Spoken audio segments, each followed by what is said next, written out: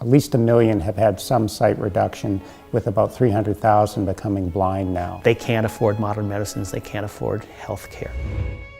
River blindness is one of the world's leading causes of preventable blindness. Up to 130,000 people are believed to have been blinded by President the disease. Jimmy Carter is still campaigning to stop a disease called river blindness. My name is Howard Morton. My name's Tom von Geldern. I retired young and was looking for things that you're passionate about. That got me into the world of neglected diseases. The focus on river blindness for this project came because of an opportunity. We found an interesting lead molecule that worked against the parasite that we were targeting. River blindness, often known as onchocerciasis, is caused by a parasitic worm that's transmitted to the human host by bite of the black fly. Once inside the human, the parasite develops into an adult, starts breeding, and it's these baby worms that migrate throughout the body, causing problems. When the worms migrate to the eye, it can cause blindness. It's a tragic disease.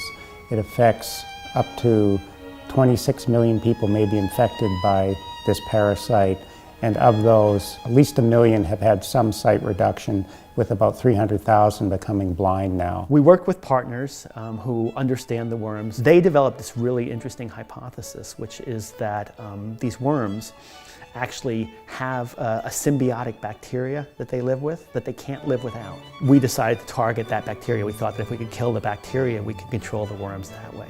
And of the 130 or so that we tested, exactly one worked, and that became our lead. The people we're treating are often referred to as the bottom billion. They're the poorest people on the planet, and they can't afford modern medicines, they can't afford health care. So the programs that deliver medications to them when that happens have to be done through an organization like an AbbVie. So I think I have to give them credit for being committed enough to the task to find a way to actually make that work. I think that's just a very Chicago thing, to kind of dig in and solve problems and find a way to make things work. Chicago area itself draws people in. It's a very dynamic city, a city with lots of technology, lots of healthcare to provide.